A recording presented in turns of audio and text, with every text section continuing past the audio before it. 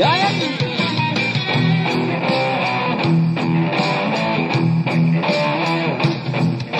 Manalisig ka na lang ba sa katotohanan? Manatili ka na lang ba may piling sa mata? Pipili mo ba na ikaw ay nakangiti sa pantasa na ayaw mo nang magwakas?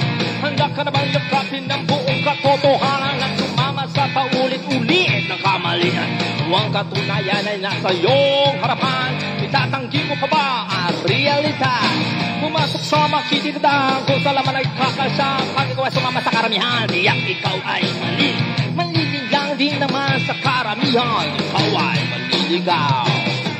Hey! Yayanig sa dep ko, yanigin natin ang buong mundo. Ang patunayan mo ang iyong tindigan, ikaw ang yanig sa dep ko. Yayanig sa dep ko, labanan na, banan na kasulatan, kapayapaan makakamit na, tunay na nawa.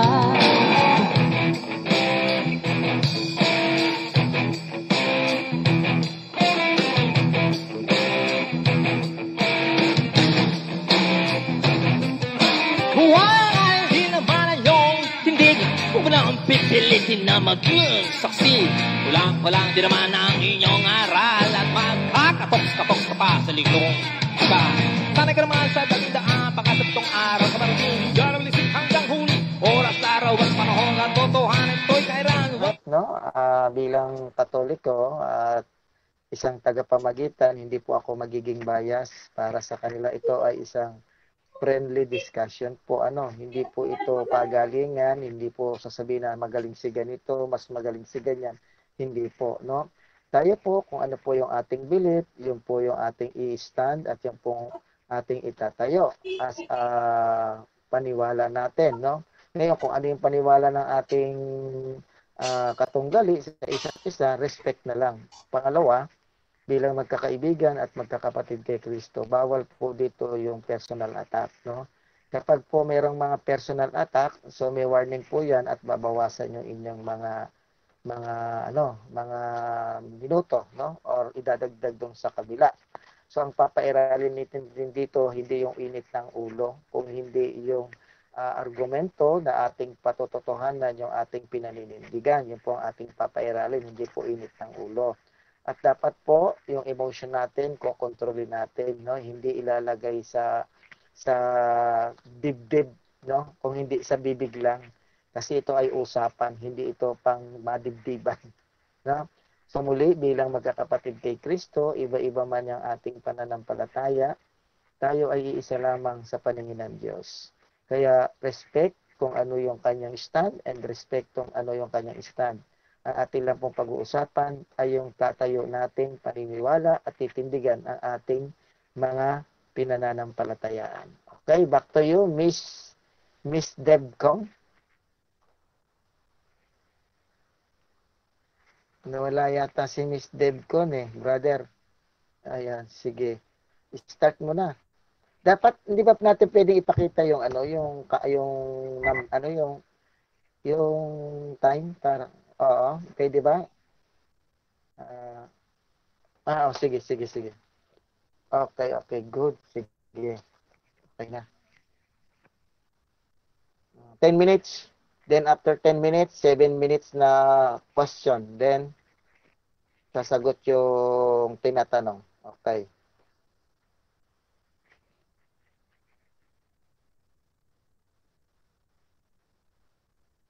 Start now.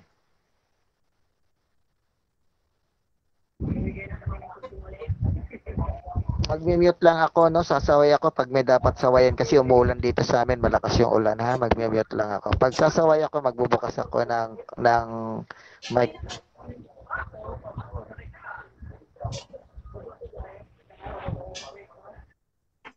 Okay po, your time start now. Ang RCC ay true church. Unang-una, ang true church, dapat ito ay tatag ni Kristo. Totoo yan. Awit 1:27, maliban nga na si Yahweh ang nagtatag nitong bahay, ang ginawa na nagtatayo ay wala pa rin kabuluhan. Maliban nga na si Yahweh ang sa lungsod ay gumabay, ang pagmamasid ng bantay ay wala pa ring saysay. So napakalinaw dito sa awit 127, maliban ng tao ay nagtayo, ito ay walang kabuluhan. Maliban kung Diyos ang nagtayo, at tama din na ang tunay na iglesia ay dapat ito ay itinatag sa bato. So kung ang Diyos ang nagtatag ng isang iglesia, ito ay matatawag na true church. Si Pedro mismo na bato, ito ay pilit dinudurog ng mga hindi Katoliko, pero hindi nila magiba-giba at madudurog. Dahil ang totoo, lahat ng hindi Katoliko ay galit na galit mismo kay San Pedro, pero hindi mismo sa Iglesia Katolika. Ang pagiging bato ni Pedro, hindi yan ang inilalaban ng mismong Iglesia Katolika, kundi ang pagiging tunay na iglesia ng Iglesia Katolika. Bakit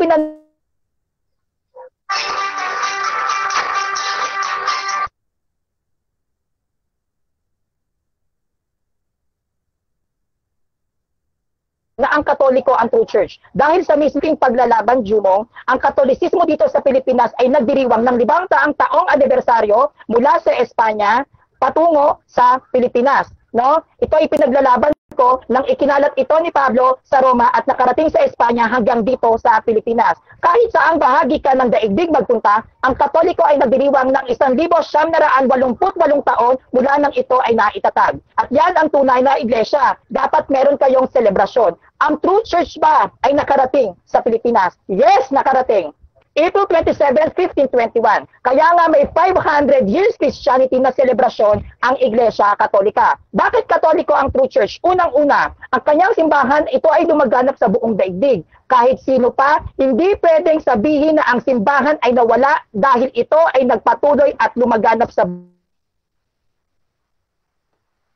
buong daigdig. Ano ang sabi ni Jesus? Humayok sa sanlibutan at gawin ninyo silang mga alagad ko. Sa lahat, bautismuhan nyo sila sa ngalan ng Ama, ng Anak at ng Espiritu Santo at kasama ko kayo hanggang sa katapusan ng daigdig. Mula 33 AD Anno Domini hanggang kasalukuyan ay patuloy pa din na ipinagdiriwang ang araw ng kapanganakan mula sa panahon ng Pentecostes nung isinilang ang simbahang tatag ni Jesus na binubuo ng 120 na katao nung panahon na yon na nasa gawa ng mga apostol yan mababasa. At dumating ang Espiritu Santo at sila ay mas pinalakas. Si Pedro bilang isa siya at ginamit bilang apostol ni Jesus, Apostol Pedro, na ang pangalan ay Simon, na ang kahulugan ay weak o mahina, kung ito ay ating mismong pag-aaralan. Pero bakit pinalitan ang pangalan ni Pedro? Ito ay ginawang, di ba Simon ginawang Pedro? Dahil ang Pedro, ito ay nangangahulugang bato. Yung mga hindi Katoliko, ginagamit nila na term ay stone. Hindi naman litos ang ginagamit dito pagdating kay Pedro, kundi Petro. Ano ang ibig sabihin ng Petro? Bakit si Simon na mahina ay ginawa siyang Petro? Para maging malalakas at matatag. Kaya pag ang Panginoon binigyan ka ng otoridad at pinalitan ang pangalan mo, ibig sabihin lang na ikaw ay may otoridad mula sa Panginoon. Hanggang sa ngayon, sa panahon ng early Christian Church, maraming persecutions ang dumaan, maraming umaataking mga erehe na nagsusulputan ngayong panahon, pero hanggang ngayon, mismo sa oras na ito, ang Iglesia Katolika ay nagdiriwang ng kanyang kaarawan 1,988 taon. Wala kahit na anong relihiyon ang magbibiwang ng ganong katagal na pagkakatatag, kundi ang one truly Catholic Apostolic Church. Sino nagtatag ng iglesia mismo? Ang nagtatag ng iglesia mismo ay si Kristo. Si Kristo ang nagtatag ng iglesia. At kung hindi si Kristo ang nagtatag ng iglesia mo, ikaw ay isang peke. Dahil pag tao ang founder, ito ay peke. Kung hindi si Kristo ang nagtatag ng Iglesia Katolika, sino ang founder o tao ang tinutukoy mo na founder ng Catholic Church? Tandaan, 1,988 years old na ang Iglesia Katolika. Maraming iglesia ang mababasa sa Biblia. May iglesia ng mga Hentil, may Churches of Christ, may iglesia ng Diyos, may Church of Corinth. Napakaraming iglesia ang nagsisilitawan sa panahon natin ngayon, pero kahit isa sa kanila ay walang katibayan na ang mismong mga iglesia nila na itinatag at naging bahagi mismo ng kasaysayan mula sa Jerusalem hanggang sa Roma. Sino ba ang pasimuno ng iglesia ng mga sulpot? Maraming gumagamit ng pangalang iglesia sa Biblia, pero kahit isa sa kanila ay hindi naging bahagi ng kasaysayan simula sa Jerusalem hanggang sa Roma. Pedro, sa ibabaw ng batong ito, itatayo ko ang aking iglesia. Maging ang kapangyarihan ng Hades ay hindi magtatagumpay dito. Ang iglesia na to ay hindi madadaig dinuman. At ito ay laganap sa buong daigdig. Roma 1:8. Ano ang laganap sa buong daigdig na nasa Roma? Walang iba kundi ang Catholic Church. Sabi ng hindi Katoliko, ang Katolisismo ay wala at hindi bahagi ng Kristyanismo kasaysayan. Hindi daw natin alam ang tunay na kasaysayan. Maglalatag ako ng ilan sa mga external evidences. Encyclopedia Britannica, Volume 15, page 985. The Catholic Church is an organization founded by Jesus Christ in Jerusalem in the year 33 AD. Merriam-Webster Encyclopedia of World Religion, 1999, page 932. The Roman Catholic Church is a Christian church with a highly developed doctrinal and organizational structure. It can trace its history back to the original apostles of Christ in the first century. Mahalaga sa isang talakayan na meron kang external evidence. Bakit? Dahil ito ay isang malinaw na patotoo na hindi lang sa mismong Biblia makikita ang katibayan, kundi mismo din sa human history. At malinaw sa mga referensya na nilatag ko na mismo sa human history, ang Catholic Church founded by Jesus Christ at credible and legitimate references ang mga nilatag ko sa iyo. Sunod, may mababasa ba na Ecclesia Catholicos sa Biblia, letra por letra? Yes! Dahil ang original translation ng Bible ay Greek, hindi Tagalog, hindi Ingles, at lalong hindi Bisaya. No? Ecclesia Catholicos, Greek word ang ginamit dyan sa New Testament na makikita sa Acts 9 verse 31. Amen o Ecclesia Catholicos.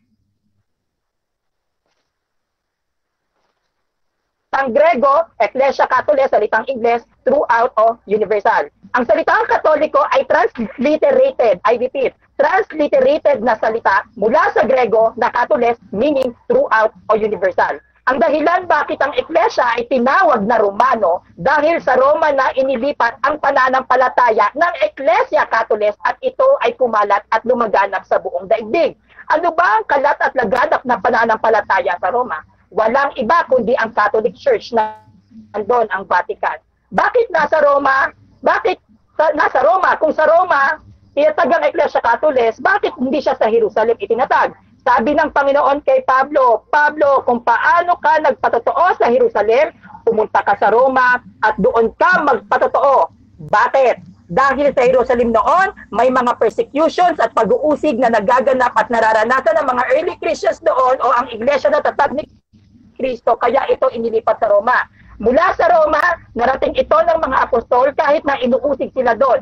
Ang Iglesia ng Panginoon na inilipat sa Roma, doon ay lumaganap at lumago. Roma 1 verse 1:7-8, sa mga taga-Roma, tinawag upang maging banal ang inyong pananampalataya ay balitang-balita sa buong daigdig. Wala nang kahit ng anumang relihiyon o pananampalataya na magpasa hanggang ngayon na bantog at kilalang-kilala na nasa Roma kundi ang Iglesia Katolika sa Roma o ang Vatican. Malinaw, ang laganap at bantog na pananampalataya na mababasa sa Aklat ng Roma ay walang iba kundi ang Iglesia Katolika Apostolika Romana. Patutunayan ko na isa lang ang Iglesia na tatag ni Jesus. Matthew 18, You are Peter, upon this rock I will build my church, and the gate of hell shall not prevail against it. Iisang Iglesia o church ang tinutukoy sa Matthew 18 verse 16, the word I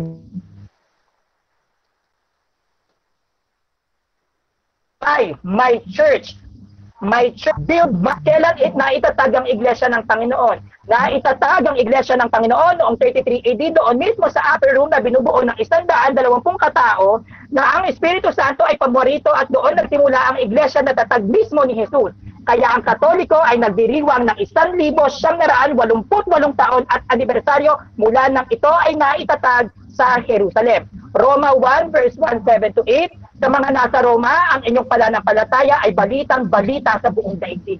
At during that time, nung nakarating na ang pananampalataya sa Roma, doon ito nagsimula at lumaganap at lumago. Ang pananampalataya ng Iglesia sa Roma ay balitang-balita sa buong daigdig. Ang pananampalataya ng taga-Roma ay laganap at bantog sa buong daigdig. pananampalataya na kilala mismo sa Roma maliban sa Catholic Church dahil Okay andon po, ang time stop Vatican. na po. Ayon sa propesiya ni Daniel 2 verse 44. Time's Okay up po. na. Unang-una, paalala ko lang sa ano, no. Ang topic natin is all about true church, hindi yung pagiging bato ni Pedro, no. The topic is all about true church, not what Peter who is, no, kundi ang patutunayan natin ay yung pagiging true church ng bawat isa, hindi yung pagiging tunay na bato ni Pedro. Okay? Sige po, pwede na po ba siya matanong? Mr. Moderator? Yes, tanong na, Bro Jumong. Start. 7 minutes Opo. po, 7 minutes po para sa tanong. Ilang minutes po ba yung ano niya? 10? 10 ba yung presentation niya? Yes po, yes 10 po. minutes. Sige, tatanong ako Okay po, wait lang. Yung tinatag ni Kristo ayon sa iyo sa Mateo 16:18. Church ba yan? O eklesiya o kahal?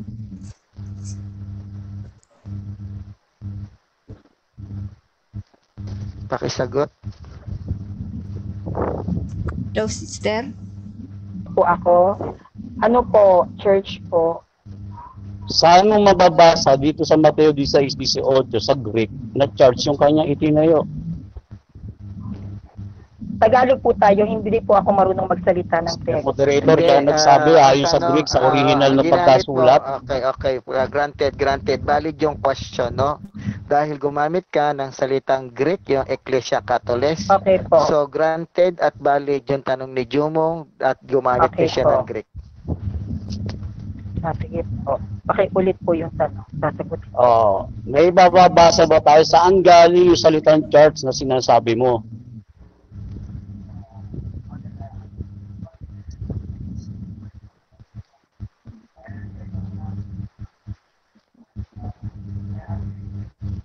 Sagot. Tabdaklak, Mr. Sige po, okay na Moderator. po. Okay na po. Kaya ba? O, Wala pwede na. na lang pass. Hindi po, sasagutin ko. Sige. Kasi may 20 seconds lang naman yung pagsagot. Ngayon, kung uubusin mo yung Opo. gano'n at tayo ay hindi sasagot na gano'n, mag-pass tayo o kaya next question. Hindi po. Gano'n lang naman yan. Ano lang po, mahina po yung signal sa akin. Medyo. Pero sasagutin ko po. Sige po, pakiulit po yung tanong. Saan galing yung sinasabi mong true church? Saan galing yung sinasabi ko? Doon po sa Mateo 16 verse 18. Doon sa Mateo 16:18, meron ba tayong mababasa dyan na church? Meron. Sa Greek, meron tayong mababasa sa Greek? Sa Grego po, nakalagay po kasi rito sa... Ay, hindi ko po alam yung Greek ng Matthew 16 verse 18. Okay. Kailan napasimulan yung salitang church? Sa panahon meron pong ano, yung salitang pong church po, meron po yung tinatawag na iglesia ng Diyos, doon po sa mga tinatawag na descriptive name, pero hindi ko alam kung kailan nagsimula yung mga katawagan na ganyan. Sabi niyo po kasi church, iglesia, may iglesia ni Cristo, pero mga iglesia ng Diyos, hindi ko alam kung kailan sila nagsimula. Pero Alam mo ba doon po na sa yung salitang church ay galing sa salitang Kyriakon? Noong 16th century lang lumitaw? Yes or no? Alam mo ba o hindi mo alam? yung sinasabi niyo po sa akin, hindi ko pa po naaral yan. So hindi mo alam na yung salitang church ay galing sa salitang Kyriakon, yes or no? Yes. Okay. Yung Kyriako, hindi po kasi ako maalam sa So mga... paano mo nalaman? Hindi po, teka lang. Ano ko? Dumong 20 seconds kasi yung sagot. Sige po, sige po. Okay. Hindi po kasi ako maalam sa mga salitang Grego dahil hindi ko naman po naiintindihan at nauunawaan yung wikang yan. Ang naiintindihan ko lang po Tagalog at English. Kaya kung tatanungin niyo po ako sa mga salitang Grego, wala po akong maisasagot sa inyo. Okay, next Okay question. po. Sa English po, kailan po nagsimula yung salitang church? Kaya po nang sinagot ko sa inyo kanina, hindi ko po alam kung kailan nagsimula sumibol ang iglesia ng Diyos, ang mga iglesia ni Cristo, kasi maraming mga iglesia na tinatawag na descriptive name, hindi ko po alam. Pero kung yung iglesia Katolika po, 33. Bakit mo tinitindig ngayon na kayo ay true church, gayong hindi mo naman pala alam yung salitang true church? Wala po ako sinabi sa inyo na hindi ko po alam ang salitang true church. Ang sabi ko lang po, hindi ko po alam kung kailan sumibol yung mga church na yan dahil yung iglesia ng Diyos, yung mga iglesia ni Cristo, hindi ko po alam kung kailan sila nagsimula. Ang tinatanong ko po sa inyo, terminology, kailan po nagsimula, start, yung salitang church. Po, sabi nyo, hindi nyo po alam. So, tanong ko po, bakit nyo po tinitindigan yung true church, gayong hindi naman nyo pala alam kung ano po yung origin niyan? Ang sabi mo po sa akin, valid yung question. Opo, ang sabi niya po sa akin, kailan daw po nagsimula yung church? Ang sabi ko, may mga nabasa ako, gaya ng Iglesia ng Diyos, mga Iglesia ni Cristo. Hindi ko po alam kung kailan sila sumibol. Pero kung tatanungin niyo po ako, yung true church, may papaliwanag ko po yan sa Mateo 16 verse 18. Kasi po, pag sinabing true church, isa lang. Pero pag sinabi pong mga churches, hindi ko po alam kung kailan sila naitatag. So, inaamin mo ngayon na walang descriptive din na tinayo dito sa Mateo 16:18 dahil hindi mo alam kung kailan nagsimula yung salitang church. Dito po sa Mateo 16 verse 18, meron pong tinatag si Jesus na iglesia pero wala po siyang binanggit kung ano pong pangalan ng iglesia ang kanyang itatatag.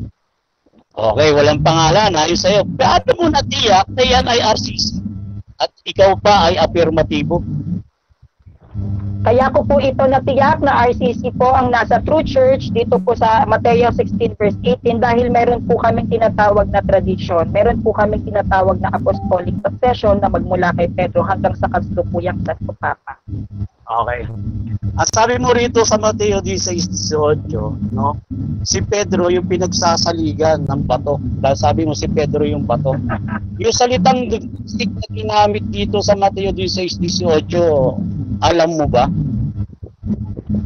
Sasagutin ko po yan sa gaya po ng sabi ko sa inyo, hindi ko po alam ang Grekong salita ng Mateo 16 verse 8. Okay. Itong ginamit na salita kay Peter, o kay Simon Peter, ay Petros. Alam mo ba yung kahulugan ng salitang Petros? Bato. Alam mo ba kung anong klaseng bato, yung Petros? Pag sinabi pong bato, wala pong nakasulat doon kung anong klaseng bato. Ito po ay bato lang. So hindi mo ngayon, inaamin mo ba na hindi mo alam kung ano yung kahulugan ng Petros? Wala po akong sinabing hindi ko na inaamin ko sa inyo na hindi ko kahulugan kung ano ang ibig sabihin ng bato, pero ang sinasagot ko po sa inyo, hindi ko po alam kung anong uri ng bato si Pedro. Okay. Si Pedro ba yung bato na tinutukoy dyan? Na pinakasaligan? Opo. Paano mo natiyak na si Pedro gayong hindi mo alam kung ano yung kahulugan ng Petros? Dito po sa Mateo. Excuse me, no? Kapag nagtatanong, mamaya na yung sumagot, no? Hintayin muna nating matapos yung nagtatanong. Hindi po kasi, sasagot po kasi ako, bigla siyang nagse-second na tanong agad, hindi pa ako nakakahiga. May 20 Patapusin seconds. muna natin yung tatanong bago tayo sasagot. Time stop Kasi na po. pag hindi pa pala tapos yung tanong, sasagot na tayo, hindi mo naman. Pasensya na po, Kuya Mel. Pasensya po. Brother Melchor, sa'yo po yata yung maingay. Hindi maingay sa akin. Para po siyang nag-ground. Yan, okay na po, okay na po. Okay na, binunot ko lang yung kung ano pala yung... Mr. Moderator, pwede ko na po ba ituloy? Yes, sige. May tanong pa ba? Mayroon pa bang oras sa Wala question? na po, time stop na po. Wala na. Pahayagan naman po, 10 minutes. 10 yung huli. Tapos na po ba yung 7 minutes ko? Yes po, yes Tapos po. na daw. Okay, sige. Yung Salamat. mga nag-iingay, pakimute mo muna, no? Hayaan natin muna silang dalawa. Okay, salamat. Next, Jumong. So, magandang gabi po sa inyo, no? Kaya ko po pinatulan itong ating kaibigan dahil ito po ay friendly discussion lang, no? Kaya na po na nasabi ko, wala pong tinayong charge si Kristo sa Mateo 16:18. Dahil yung salitang charge ay galing po sa salitang Kyriakon o Kyriake o Kerke, no, na nangangahulugan charge. Kapag tinignan po natin yan po ay gusali o building. No, ang tinayo po ni Kristo dahil ang Mateo po sinulat po sa Hebreo, no, Hebreo, sabihin natin Hebreo Aramaic, yan po ay kahal. Na ang katumbas naman yan, no, yung kahal sa Greek ay ekklesia. Kaya po si Kristo wala pong tinayong building o wala po siyang tinayong gusali o church dahil yung nga po yung kahulugan ng church, no? Kiriyahon. At lumitaw po yan noong 16th century lang, yung salitang church, no? Ngayon, yung eklesiya o iglesia, no, sa Spanish o sa Tagalog, yan po yung tinayo ni Kristo. At tama po siya doon, wala naman pong descriptive name yan eh. No, kaya nga, yung sinasabi niya na ipinakilala daw, no, ipinakilala raw na doon sa gawa 9:31 na Katoles, no, Ecclesia Katoles o Katoles, ay wala nga pong descriptive name. Ang tawag nga po una sa kanila the way, ang daan. Tinawag din sila na Sect of Nazarene, no? At ang pinaka-leader daw si Apostol Pablo. Tinawag din sila sa gawa 20:28 na mga presbiteros. Diba yung mga presbiteros, no? Yung tawag. Ibig sabihin, wala po talagang descriptive name. Hanggang sa tinawag sila na mga Kristiyano. No? Kaya yung sasabihin niya, na ang iglesia raw na itinayo ni Kristo ay Roman Catholic Church. Tapos bumanggit siya ng history. Pero batay mismo sa kanya, hindi niya mismo alam, no? Yung origin, yung pinagmulan ng mga salita kahit yung salitang church. No? Kaya doon pa lang po sa tema ng pagpapatunay niya, mali na po kagad. Ako bilang po negative, mali na po kagad yung sasabihin niya true church sila tapos hindi niya naman pala alam kung ano yung origin o pinagmulan ng salitang church. No, unang-una po, no, dito po kay Pedro, yung salitang Petros po, hindi po yan nangangahulugan ng foundation eh. Foundation o cornerstone. That is slight stone o maliit na bato. No, ang foundation po yung tinatawag po na Petra. At binanggit po mismo ni Apostol Pedro yan, si Kristo, yung batong panulok o batong pundasyon. At dyan sa highlights, dyan sa Mateo 16, hindi naman po si Pedro ang hina-highlights dyan eh, kundi si Kristo. No? Yun po yung wala kay Pedro yung highlights dyan.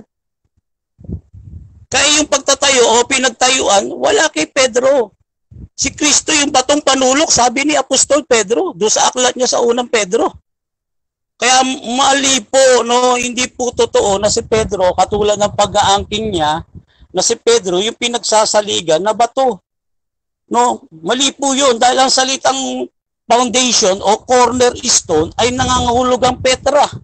At binanggit si Kristo ni Pedro bilang Petra, hindi Petros o maliit na bato. So yun po yung maliwanag diyan, no? At ang sabi pa rito, no, do sa tinexto niya, do sa awit 127:1, no, malibang itayo ni Yahweh, o malibang itayo ni Jehovah. At kasuwato niyan dito sa Hebreo 3:4, lahat ng bagay ay may nagtayo. Ngunit ang nagtayo ng lahat ng bagay ay ang Diyos. No, kaya kami bilang Jehovah Witnesses, no, masasabi namin si Jehovah ang nagtayo, ang nagtatag batay dito sa binabanggit dito sa Isaiah 43:7. Ano po ba yung binabanggit dito sa Isaiah 43:7? So maliwanag naman po yung binabanggit po rito sa Isaiah 43:7. No, siya ang pumili, siya nagtayo, siya nagtatag, no? Ano yung tinayo, ano yung tinatag niya, ano yung pinili niya? Babasa lang po tayo sa context. Ano po yung context diyan sa talatang 10? No? Mga saksi. O saksi ni Jehovah o Jehovah Witnesses. O kahit sa original na Hebreo no, binabanggit diyan Ed Martes. O Martis. Mga saksi ni Jehovah, letra por letra po yan, batay doon sa context. No? Kaya maliwanag na wala pang RCC, may Jehovah Witnesses na. At yan yung mga Israelita. Tapos sasabihin niya, sila yung true church. Sa church pa nga lang, hindi niya nga masabi kung saan ang origin. At ang sabi doon sa Daniel 9:19, ang bayan na tinatawag sa aking pangalan. At ang mga tao nito. Ang RCC ba tinatawag sa pangalan ng Diyos? Pati yung mga tao dito na nasa loob nito? Hindi. Halimbawa, organisasyon mo o reliyon mo, saksi ka ni Jehovah. O bilang individual, tinatawag ka rin saksi ni Jehovah. Dito mamayon sa Daniel 9:19. Angkop yun. Hindi angkop sa RCC. At dito sa New Testament na tinatawag nila, dito sa Gawa 15:14, kung paano sinaysay kay Peter o kay Simon, no, na kumuha ang Diyos na isang bayan na tatawagin sa kanyang pangalan. Gawa 15:14. RCC ba tinatawag sa pangalan ng Diyos? Mali. Walang ganon. No? At sa Bible, ang sentro ng pagsamba, Jerusalem. Batay sa Ezekiel 5:5. At nung itayo, itong tinatawag na Christianus Ecclesia, no? Sa Jerusalem noong 33 AD, no? Sa Jerusalem yan, yun ang sentro. Doon sentro, doon na itayo, doon na itatag, hindi sa Roma. No? Yung sinasabi niya, laganap, bantog, kumalat yan hanggang sa kaduluduluhang bahagi. Ibig mo sabihin, doon sa 7 iglesia na nasa Apokalipsis, ang sentro ng Roma. Hindi. Nag-umpisa nga yan sa Jerusalem, kumalat hanggang sa kaduluduluhang bahagi ng lupa. Hindi sinabi nag-umpisa yan sa Rome. No, kumbaga sa intensity niya, doon meron tinatawag na epicenter. No, yung pagyanig, mararamdaman niyan, malawak. Pero hindi sentro ang Roma. Ang sentro, Jerusalem. Kaya ba't nililipat mo sa Roma? So mali agad. No, para patulugin lang na ang RCC, ang tunay, ang true church. No, sa pagtatanong pala, sa cross-exam nga, hindi mo nga napatunayan na kayo yung tunay. Nag-ano ka sa history. Pero batay sa'yo, sa cross-examination, wala naman palang descriptive name. Yung sinasabi dyan na kahal o eklesiya, batay sa Mateo 16:18, ikaw lang yung naglagay ng descriptive name. No? At dito, magkaibang religion sa iglesia. No? Dito sa Santiago 1:27, yung tinatawag na Treskia, no? O sa Abuda sa Hebreo, no? Form of worship o anyo ng pagsamba. Kaya noon pa man, may reliyon na. Kahit sina Adan at Eva, kapag may sinasamba sila, meron ng reliyon. Yun ang kahulugan ng reliyon mula sa salitang Latin na religare. No, pag-ulit, ligare to bind back, to read over again. Kaya yan sa madalit salita, yung reliyon, relasyon yan sa Diyos. No, hindi yung sasabihin mo, true church. Mali. So, laliwanagan ka na ngayon. No, iba yan, iba ang religion. No, iba ang religion dito sa kahal o eklesiya. Ang eklesiya, assembly. Kaya nga sa Bible may masusulat tayong mga lokal, no? Lokal na mga iglesia. Halimbawa, iglesia sa Pergamo, iglesia sa Sardis. No, yung 7 iglesia na nandoon sa Revelation, sa Apokalipsis. O iba-iba pangalan yan Iba-ibang lokal yan O meron pa iglesia na nasa Corinto, meron pa nga iglesia na nasa bahay, batay dito sa Roma 16:5 No? Kaya yung pag-aangkin, madaling mag-angkin, pero ang patotoo, madali ba? Mali, mahirap nga, wala ka nga napatunayan No, puro pag-aangkin lang Hindi mo naman pala alam yung history, pati yung history kung saan galing yung salitang church. O, tapos hahamunin mo ako sa ganyan. Wala ka naman palang patutunayan. Mali ka agad yung patunay mo. No? Kaya siya, walang descripted name na nagsasabing kayo ang true church. No? Madaling mag-angkin Mahirap yung magpatunay. O, biblical history tayo. Mateo 16:18. O, Ecclesia o kahal. Walang binanggit na church dyan. O Kiyakon. O Gusali. No? Maliwanag. Kaya doon pa lang pa sa tema, kanina ko pa nga sinasabi sa iyo, tinututulan ko Ayaw mo akong pakinggan Lumaban ka pa. No, tapos hindi mo naman pala naiintindihan, hindi mo rin alam. Tapos ngayon, ititindig mo na tama ka. Affirmative ka. No, doon pala sa pangalan pa lang sablay Paano mo matitiyak na yun nga, na kayo nga? Kahit sa sentro ng pagsamba, Jerusalem, tapos inilipat mo sa Roma. Bantog lang ang Roma. Walang sinabing inilipat doon. O, ibig mo sabihin, pag lumaganap, inililipat, ganun ba yung logic doon? Halimbawa, lumaganap yung kongregasyon. Dito sa Sardis, sa Revelation, sa Pergamo, sa Thyatira. Po, brother. Okay, salamat po. Thank you po. So, meron tayong 7 minutes para doon sa cross-exam ng negative side. So, 7 minutong pagtatanong, no? Pagkatapos ng tanong, tsaka pa lang magsasagot. Opo. Okay po, your time Okay na start po. now. Dito sa Mateo 16 verse 18, ang sabi rito, I will build my church. Saan ito itatayo? Kay Pedro o sa bato? O sa Petra, ang Petra si Kristo ayon kay Apostol Pedro. Siya yung batong saligan o pinakabatong panulok. At yan, letra por letra, mababasa natin, sinasabi doon na si Kristo talaga, siya yung Petra o siya yung batong panulok. Sabi doon, no, ikaw ang bato. No? Dapat ang bato ay si Kristo dahil ipinapayag niya, no? Kahit ang mga church father, sinasabi nila dito sa the father of the church, Saint Augustine the Retraction, no? Isinali ni Mary I. Bogan na talaga si Kristo yung foundation. At kahit sa Bible, sinasabi ni Apostol Pedro yan, si Kristo yung batong panulok o siya yung Petra, hindi Petros. Okay, Ikalawa pong next tanong. question.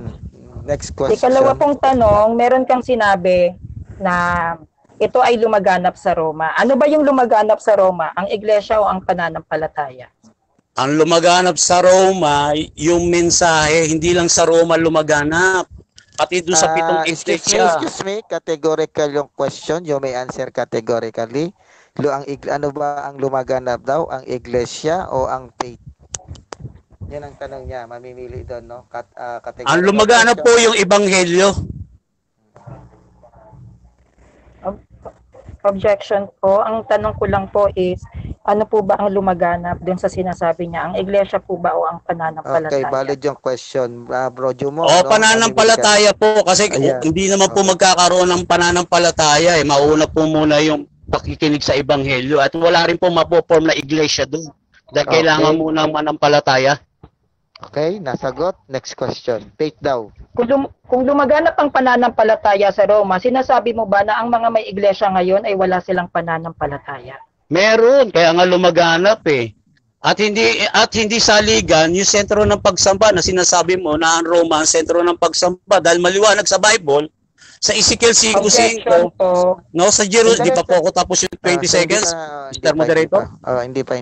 Sige. Sa Ezekiel verbatim, no? Ezekiel 5:5, ang Jerusalem ang sentro ng daigdig, hindi Roma. Kahit nung tinatag ang First Christian Congregation, doon tinatag sa Jerusalem noong 33 AD. Ano wala sa Roma. yung objection?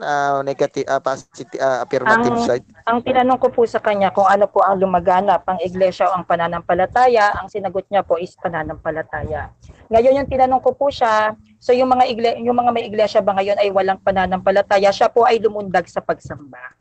At tinatanong ko lang po, kung pananampalataya po yung sagot niya, ang mga iglesia po ba ngayon at yung iglesia noon na nasa Biblia, iglesia ng Diyos, sila ba ay walang pananampalataya? Okay, valid question. May pananampalataya ba sila o wala?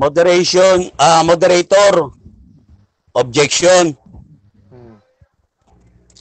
Maliwanag po yung sagot ko. Bago ka makapagtayo ng isang iglesia, kailangan may pananampalataya. Yun lang po. Okay, next question. So inaamin mo na hindi lang pananampalataya ang lumaganap, kundi ang iglesia mismo. Yes, pero una po yung pananampalataya dahil hindi ka makapagtatayo ng iglesia kung wala kang pananampalataya. So yun lang po, Mr. Moderator. Next question. So tatanggapin mo dito sa Mateo 16 verse 18, dito sa I will build my church, ito ay isang iglesia. Opo, yan nga po yung tindig ko eh. Eklesiya nga po yung kahali, hindi po church. Wala pong church dyan. Walang building dyan. O, yun po yung tindig ko, kaya nga ako negative eh. Okay, next question. Next question, dito sa, yung meron tayong mababasa sa Biblia na gawin ninyong alagad ang lahat ng mga bansa. Sino ba yung pwedeng gumawa nito? Yung gagawin mong alagad ang lahat ng mga bansa? Sinabihan niya dyan yung mga kausap niya eh. Sabi niya doon sa Mateo 28:19 hanggang 20, no, inuutusan, gawin. Yun po yung sagot ko. Tinatanong ko po kung sino. Maliwanag po sagot ko, yung kausap niya po dyan, yung mga alagad niya. Okay. Yes, next question. Medyo tumata. So, paanong magiging alagad ang mga disipulo o mga apostol? Paano sila magiging alagad? Kaya nga po sila tinatawag na Kristiyano. Ibig po sabihin ng Christian, maingat na tagasunod, yapak ni Kristo. O bakatin mo. Ibig sabihin, sundan mo si Kristo. Yun po yung kahulugan ng pagiging follower of Christ o Christian. Okay, next question. Sabi mo, yung pagiging followers of Christ o Christian ay sundan si Kristo. Hindi ba dito nakapaloob ang salitang bautismo? Excuse me, ang topic natin is Segue po, not about yung topic. baptism. Opo. No, ako sasawayin Okay ko, no. po. Our Sorry topic po. is about true church, not about baptism. No, out of context Dito yung po tanong. sa pasensya na po Kuya Mel, dito po sa Roma 1 verse 8, ang sabi dito, ang tiyong pananampalataya ay balitang-balita sa buong daigdig. Ito ay ayon mismo kay Pablo, no? Dito sa taga-Roma. Laganap na ba ang iglesia sa buong daigdig nung ito ay pumasok sa Roma? Technically, hindi ko po sasagutin dahil gagamit ako ng rules. Wala po ako nilatag na ganyan. Ang sabi mo Mamaya mo yan kasi, itanong, excuse Okay me, po. mamaya mo yan itanong dahil wala pa siyang nilatag na yan. Okay Kasi sa po. pangalawang tindigan Pasensya na natin, kahit na pwede kang magtanong. Okay Kahit po. hindi doon sa nilatag, mamaya mo yan, ireserba mo yan. ang sabi mo kanina, nauna ang Jehovah's Witness sa Roman Catholic Church. Ang tanong ko, kailan itinatag ang Jehovah's Witness? O, ang Diyos po yung nagtatag niyan, pasimula pa po diyan kay Abel. Bababasa po natin yan dito po sa Hebreo, Kabanata 11, 12 hanggang 13. Ang tawag po sa kanila, makakapal na ulap ng mga saksi. Kaya magmula po kay Abel, ibig sabihin po ba, kaya po tama po yung sinasabi ko, na wala pang Roman Catholic Church, may Jehovah Witnesses na. At yan, mababasa natin sa Hebreo, nagsimula yan kay Abel. At tinukoy sila bilang makakapal na ulap ng mga saksi. Objection po. Yes. What is your objection? Ang tinatanong ko po, yung Jehovah's Witness na sekta, hindi po yung makakapal na ulap. Kailan po Okay. itinatag ang Jehovah's Witness? Valid yung question. Sumasagot po ako, wala po siyang pakialam sa sagot ko. Okay po, time stop Okay, na ang po. tanong Time niya, stop na po. time start na. Okay, sige. Okay, next, second stand. Tama-tama yan, matatapos na yan, makakaliko na ako. 10 minutes Kasi may po live ulit, ka ni brother. 7, ha? Hindi, ano na lang, 7 lang. 7 minutes. Okay po, okay po. O kaya 5, sige. Ano ang gusto niya? 5, 7? 7 na lang po, Kuya Mel. 7 na lang. Sige, next stand. Start now. Ang salitang Roman, ito ay palatandaan nang ito ay inutusan ni Kristo si Pablo na mangaral sa Roma at siya'y nagtagumpay. Dito yung mababasa sa Gawa 23 verse 11. Kinagabihan, nagpakita ang Panginoon kay Pablo at sinabi sa kanya, lakasan mo ang iyong loob, nagpatotoo ka patungkol sa akin dito sa Jerusalem, ganyan din ang gagawin mo sa Roma. Ngayon kanina, meron siyang nilalatag na hindi ko na nasagot tungkol dun sa church. Ang tinatanong niya kanina sa akin, paano sumibol ang iglesia? Hindi ko po alam kasi marami pong iglesia doon na mababasa iglesia ng Diyos, hindi ko alam kailan sila sumibol. Pero doon po sa church, sinasabi niya kanina, bigla itong naging salita. Para po sa akin, ang salitang iglesia, ito ay binubuo ng dalawang bahagi. Ito ay haligi at ito ay mga tao. Building. Ito ay building at ito ay mga tao. Ito po yung aking stand, no? Pag sinabi po kasing iglesia, ito ay Spanish word, simbahan sa Tagalog, church sa English.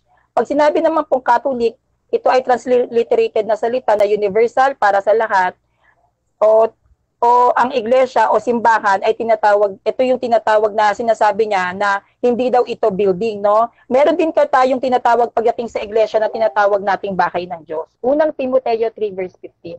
Ngunit kung ako'y magluwat ng mahabang panahon ay upang malaman mo kung paano ang dapat sa mga tao na ugaliin nila sa bahay ng Diyos na siyang iglesia ng Diyos na buhay at haligi at buhay na ang katotohanan. So malinaw, bahay ng Diyos ang iglesia. Isaiah 56 verse 7. Sapagkat ang aking bahay ay tatawaging bahay na panalanginan ng lahat ng mga bansa. So napakalinaw po na ang kanyang bahay ay tatawaging bahay dalanginan ng lahat ng mga bansa.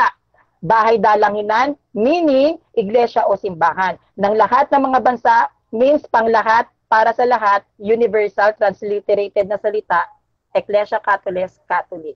Ito yung propesiya ni Isaiah sa 56 verse 7. Ang sabi niya, bahay dalanginan na tinatawag nating iglesia ng lahat ng mga bansa na tinatawag nating katolika. Kaya ito ay iglesia katolika.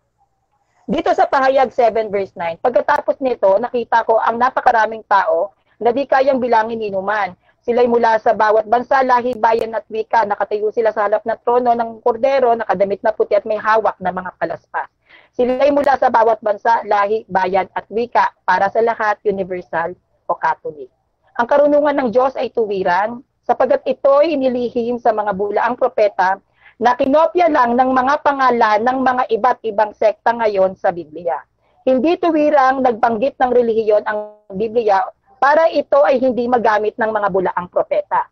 Katoliko dito sa Roma, katuparan sa propesiya, Mateo 21 verse 43, kaya nga sinasabi ko sa inyo, aalisin sa inyo ang kaharian ng Diyos at ibibigay sa isang bansang nagkakabunga. Aalisin ang kaharian ng Diyos, bayang Israel, at ibibigay sa bansang nagkakabunga. Anong bansa?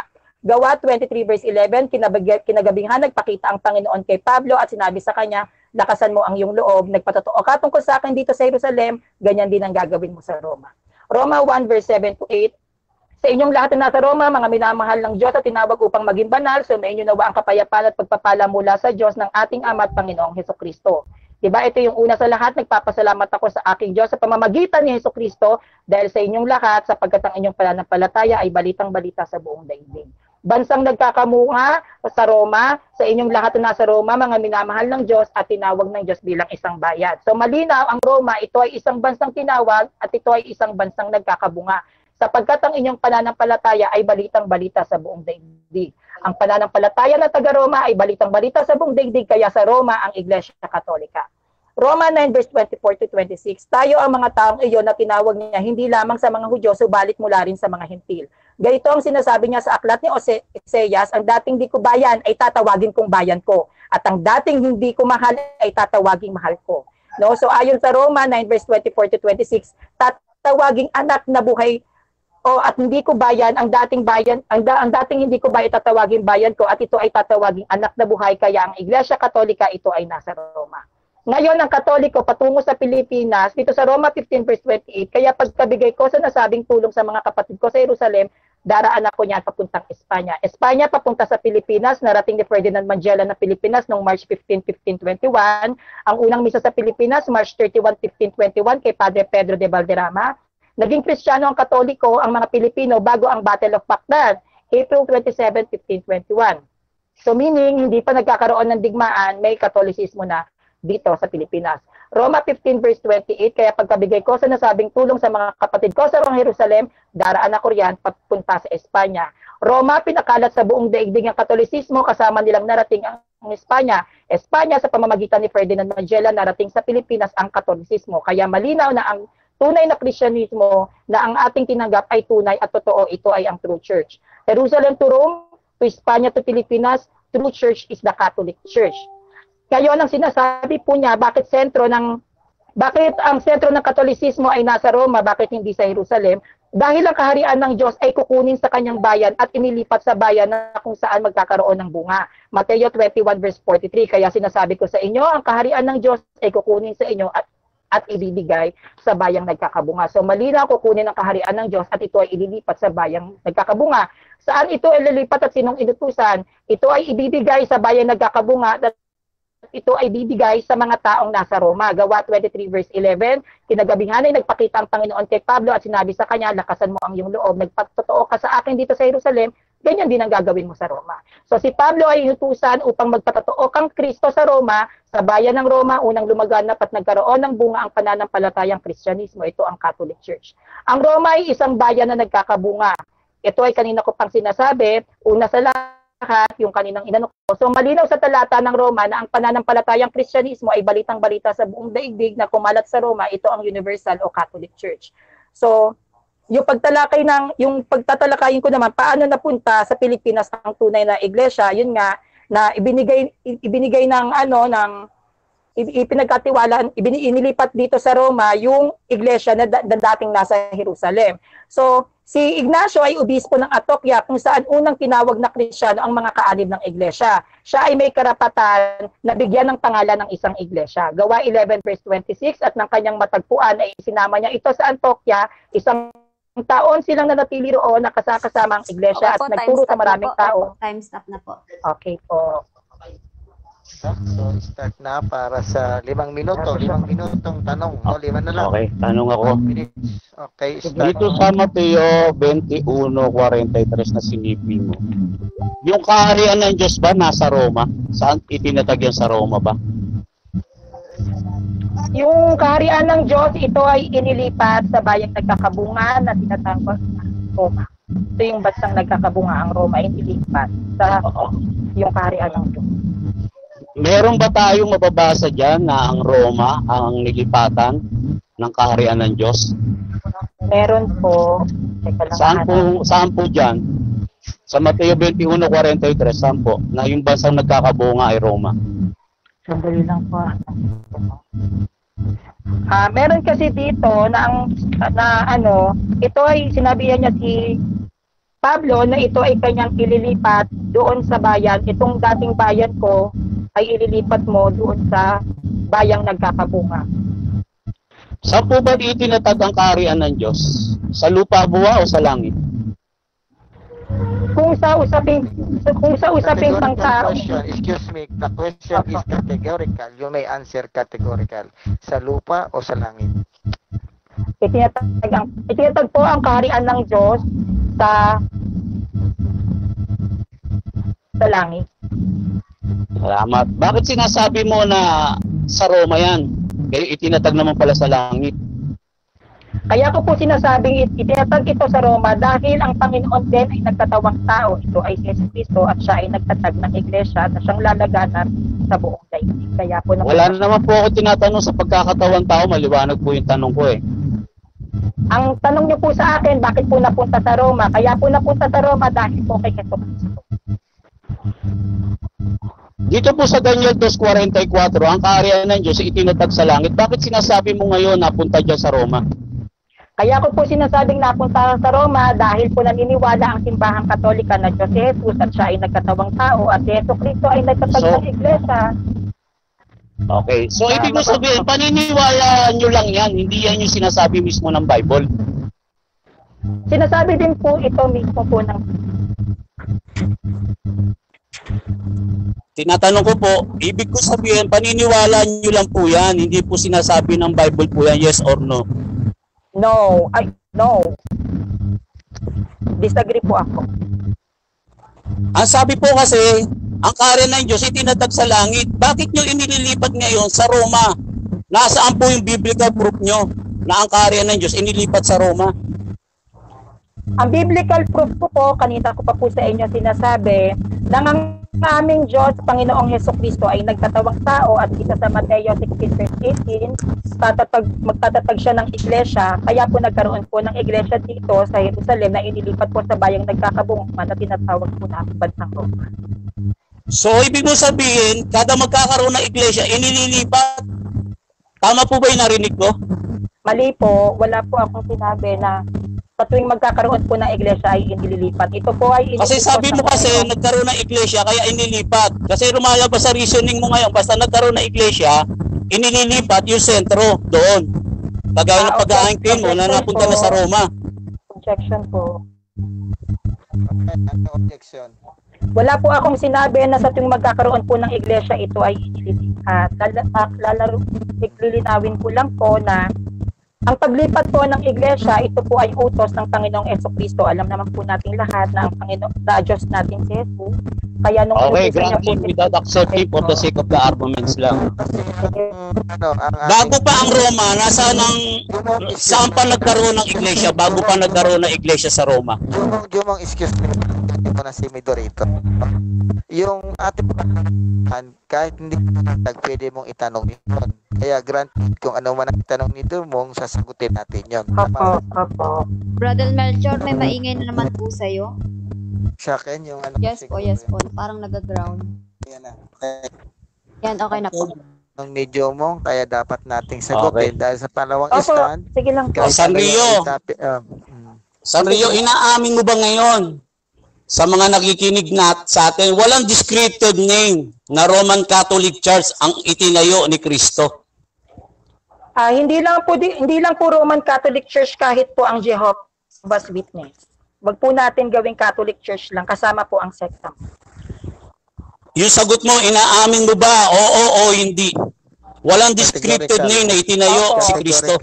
Inaamin ko meron? inaamin ko po na wala pong ibinigay na pangalan ng iglesyang itatatag si Jesus. Okay po, time stop na So po. inaamin mo rin ngayon na yung akusasyon mo, yung pagiging affirmative mo Time ay na hindi po, mapangahawakan dahil sinabi mo kayo yung true church. Time na po.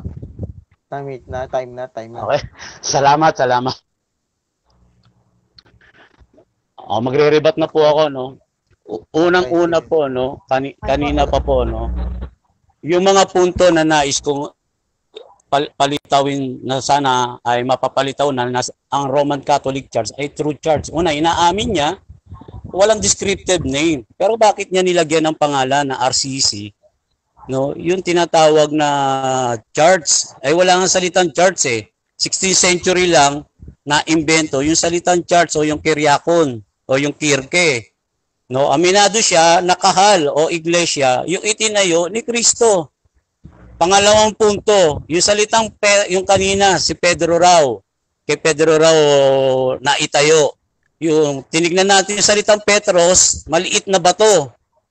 O hindi Petra. At sinabi mismo ni Apostol Pedro, si Kristo, siya yung Petra, siya yung batong panulok.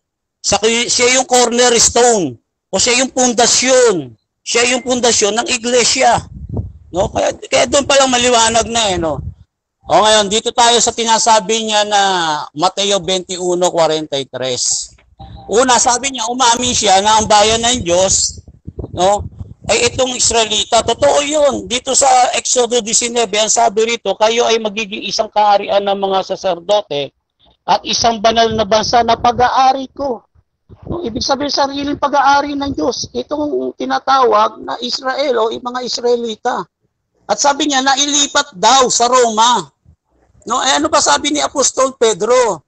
O dito sa unang Pedro 2:9, ang sabi niya rito, pero kayo ay isang piniling lahi, mga saserdoteng maglilingkod bilang mga hari, isang banal na bansa, isang bayan na magiging pag-aari ng Diyos para ipahayag ninyo ng malawakan ang pagkatawag sa inyo. So dito lumilitaw, merong tinatawag ang Diyos na isang banal na bansa. Banal na bansa na maglilingkod sa Kanya bilang mga hari, bilang mga saserdote, bilang mga hukom. No, bilanggit doon, bilang mga hukom. Sabi rito, sa Apokalipsis 5:9, sino yun? Sabi rin, at sila umaawit na isang bagong awit, ikaw ay karapat dapat magbukas. No? Sapagkat sa pamamagitan bumili. No? Sino itong bumili? Binili. O ito yung tinatawag ng mga presbiteros doon sa Gawa 20:28. No, na binili. At ang sabi doon sa Apokalipsis 14:3, walang maaaring matuto ng bagong awit, kundi yung 144,000. O sila pala yung tinatawag na bansang nagkakabunga na binili. No? Hindi Roma. Ang liwanag na sinasabi dito. So samantahan niya lang ayon daw sa aral nila sa Roman Catholic. So hindi ayon sa Biblia. Ayon sa Biblia, sabi ni Pedro, ibinukod to. Sabi ni Pedro, isang lahing hirang, banal na bansa. Oh, isang bansa na nagkakabunga. Sino yun? Oh, binili sila mula sa bawat bansa, bayan, wika. Hindi lang yan sa Roma. Oh, kaya assuming lang yung sinasabi nito, na Roma daw yun, tumutukoy daw sa Roma dahil bantog daw. At ang tinanong ko sa kanya, dahil mayroon daw na-form na iglesia doon. So kung may mapoform pala, pag sinundan ko lohika nito at reasoning, kada may mapoform na iglesia na ililipat itong bansang nagkakabunga. Dahil lumalaganap ito, nagiging Catholic nga, sabi niya. Oh. Pag sinundan ko yung argumento niya, yung logic niya, pati yung 7 iglesia na nasa Apokalipsis, no? Na ililipat yun, mula sa Roma, ililipat doon dahil may napoform na iglesia. Hindi ganun. Ang sentro ng pagsamba, no, sabi ni Jesus dati, Jerusalem, pero nasabi niya doon sa babaeng Samaritano, dumarating ang oras na ngayon nga, no, sasambahin ng Ama sa Espiritu at katotohanan. No, hindi na sa dakong literal place. No, walang literal place. Ano yun? Paano yun? Paano yun? Walang literal place. Kasi maliwanag ang utos ni Kristo eh. Sasambahin ng Ama sa Espiritu at katotohanan. Kaya nga rito sa Roma 16:5, no, merong iglesia nasa bahay lang. No, take note, iglesia na nasa bahay. No, hindi sa mga templo, kahit sa bahay lang pwede. Kahit pwede yung dakong pulungan. Ang iglesia, kasi pag sinabing iglesia, grupo yan, assembly. Kaya kahit sa bahay lang kayo magpulong, naandoon. Kaya nga sinasabi rin ni Kristo, no, kung may isa o dalawa na nag-uusap, naandun ako. No, kaya hindi mo kailangan yung literal place. Okay po, time Napupunta stop ka na. pa sa Roma, wala naman akong pamasahe. Kaibigang Jomong, time na. It's Salamat. time to question ang ating affirmative, no? Kahit na hindi inilatag, ay pwedeng sagutin, no? Kung hindi kayang sagutin, then next question. 5 Okay, minutes you may po start. 5 minutes. Yes. Jumong, ang sabi mo, nauna ang Jehovah's Witness sa RCC. Kailan itinatag ang Jehovah's Witness? Sabi ko kanina, nagsimula pa yan kay Abel. Ang talata, no, mula nung nalangi si Adan noong 4026 BCE at pagkalipas no binanggit ni Pablo yan nung sinulat niya, nagsimula yan kay Abel at ang unang saksi sa totoo, sabi si Jesus Christ. Siya yung unang saksi ni Jehovah batay dito sa Apokalipsis 3:14 at 1:5. Isa siyang saksing tapat at totoo. Yung nagbaptize sa kanya, si Juan Baptist, bagamat SNS siya, tinawag siyang saksi. Hindi RCC ang tawag kay Juan Bautista. Ikalawa pong tanong, sino ang founder ng Jehovah's Witness? Ayon sa amin, wala kaming kinikilalang founder. No, batay sa mga history, sila yung naglalagay.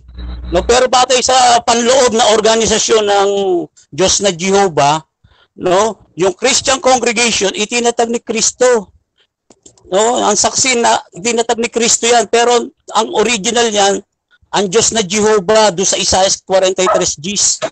No, sa modernong panahon sa Christian congregation si Jesus Christ, siya yung nagtatag niyan. Objection po, ang tinatanong ko po, sino ang founder ng Jehovah's Witness? Okay, Maliwanag sino po daw- sagot ko. Sino daw ang founder?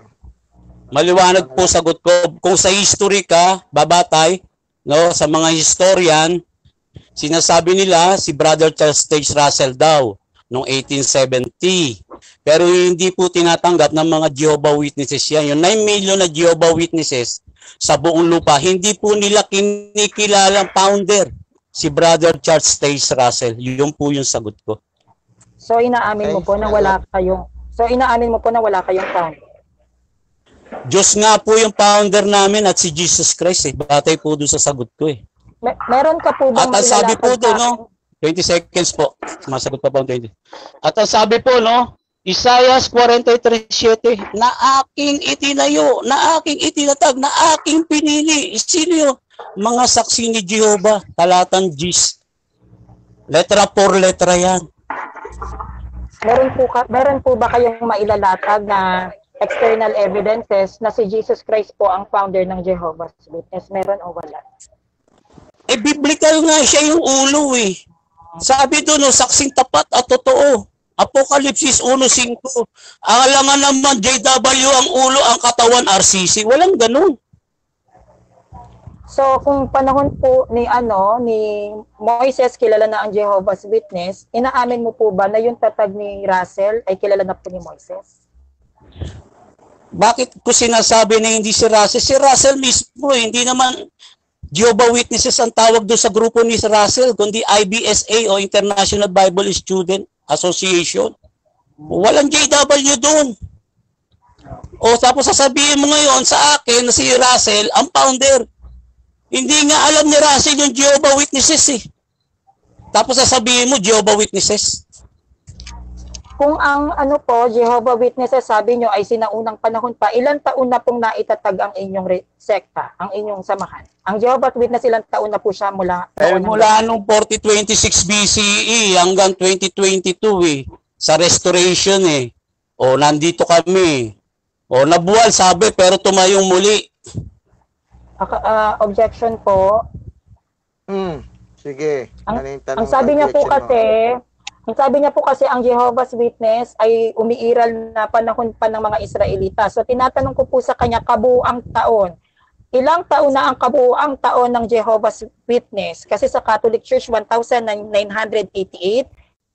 Sabi mo kayo ay panahon ng mga Israelita. Mula sa panahon ng mga Israelita. Hindi lang po panahon ng Israelita. Sinabi ko nga po yung pecha 4026 BCE up to 2022. Kwentahin mo, hindi lang 2,000 years yan. Almost kulang na 6,000 years yan.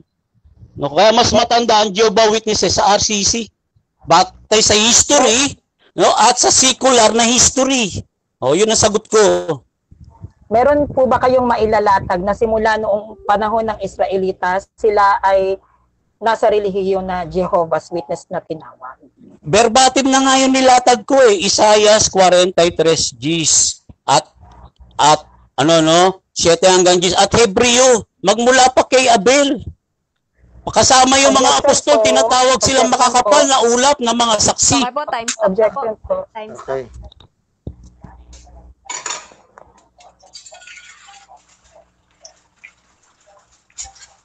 Brother Melchor. Yes? Ay, Time stop nako. na po. Okay, tapos na. 5 minutes, tapos na yung 5 minutes. So, Yes po. conclusion na lang. Yes So, po. 5 minutes conclusion kasi maya-maya magla-live na kami, magro-rosary pa kami, no? So, 5 minutes conclusion. Maraming salamat sa ating dalawang debaters sa kanilang argumento at mga stand na tinayo, no? So, bibigyan natin ng 5 minutes na conclusion itong si kaibigang Jumong, then palo kay Sanrio. No, wala na tong rebut at wala na tong tanungan, ano? Ito ay conclusion na lang. Wala nang tanungan ito. 5 minutes. Start now. Tama ba, Ma'am Debcon? Yes po, yes po. Maraming salamat kay Sanrio sa palakaibigan niyang pakikipag-usap. So napatunayan ko bilang negative na wala siyang naitayo. Na yung sinasabi niyang church na umano ay itinayo ni Kristo, yung salita mismo ng church ay hindi niya alam na ito ay 16th century lang, no, nagmula doon sa salitang Kyriakon o Kirke, na ang tunay na itinayo ni Kristo ay yung kahal dahil sa Hebreo, no, Hebreo po nasulat yung Mateo. Kaya po sa matatandang manuscript, yan po ay kahal. No, wala po tayong mababasa diyan na Kyriake o Kyriakon o Kirke o church, no? Kaya kahulugan po ng church, gusali po, building. No, kaya po ako naging negative dito kasi pinipilit niya po, no, na true church daw. Do sa termino pala sa technical, hindi niya po natayuan. No, yung sa technical lang. No, itong kahal, katumbas niya, eklesiya. At itong eklesiya, hindi po yan tumutukoy sa building o gusali. Tumutukoy yan sa grupo ng mga tao na nagsama-sama para sa isang pantanging layunin. No, kaya pag tinawag na grupo yan o assembly, noong pa man meron pong tinatawag na assembly o congregation o kahal. No, tinatawag niyang congregation of Jehovah. Meron pa congregation sa ilang do sa Gawa 7:38 na nabuwal, kaya itinayo, no, itinayo ni Kristo yan. No, nabuwal lang yan pero itinayo, pero the same. Ang sabi dito sa Isaiah, no, 30:20 hanggang 22, ang iyong mga anak ay magiging gaya ng una. O kung paano tinatawag noon, no, sa pangalang mga saksi ni Jehovah ang mga Israelita. Ganon din sa modernong panahon. Kasi doon sa Daniel 9:19, ang iyong bayan ay tinatawag sa iyong pangalan, pati na ang mga tao nito. So halimbawa, tinatawag ang mga saksi ni Jehovah bilang individual, no, tinatawag ka saksi ni Jehovah. No, hindi ka tatawagin iglesia ng Diyos. No, dahil pag sinabing iglesia, grupo 'yan.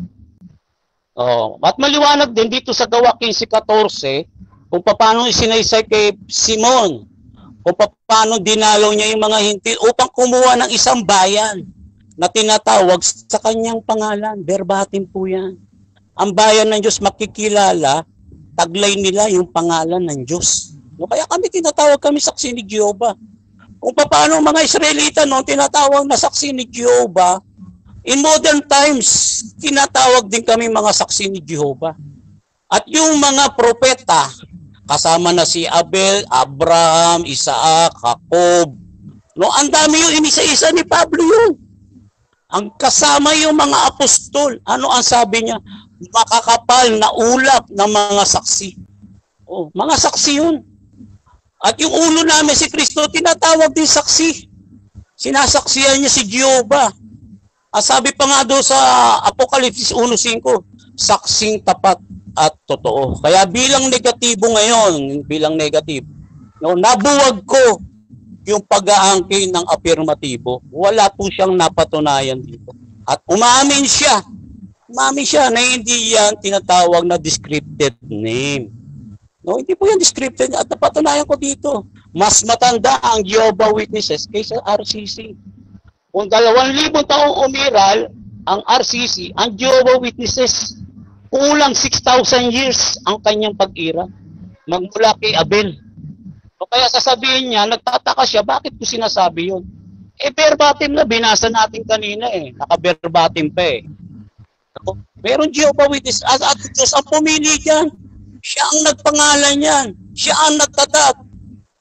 Siya ang naganyo. Pati dito sa Isaiah 43:7. At dito sa New Testament, niliwanag niya pa yan. Dati hindi kayo bayan, ngayon bayan na kayo. Anong bayan yun? Ang bayan na tinatawag sa aking pangalan. Sabi doon sa Gawa 15:14, kuha ang Diyos ng isang bayan at tinatawag sa kanyang pangalan. Hindi sinabi tinatawag sa lugar. Wala sinabi tinatawag na lugar na Roman Catholic Church. Ang ganun, hindi na ako mag-aano sa history, sa secular history. Sa Bible na lang. Dahil ang unang history, tinatawag Bible history. Liwanag ang Bible history. Walang descripted name.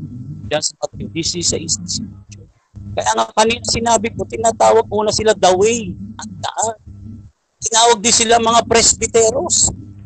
Panahon ni Pablo, tinawag silang sekta ng mga Nazarene. Okay po, time stop na po.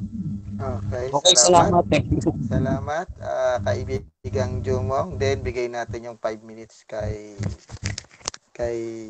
San Rio, yung kanyang final conclusion.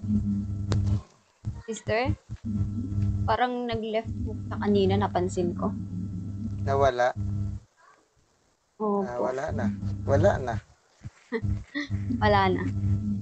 Okay, so muli maraming salamat sa ating lahat ng mga nakikinig at nanonood dito sa ating DevCom. Suportahan po natin ito dahil ito po ay talagang pinaghirapan namin, no? Kasi admin po ako dito, kami po yung unang mga pioneer dito. Alam yan ni DevCon, no? So, muli, salamat. Kung malis na si San Rio, ay salamat din kay kapatid na Jomo. Ito po ay talakayan lamang, wala pong personalan, wala pong emosyon na dapat umiral sa atin.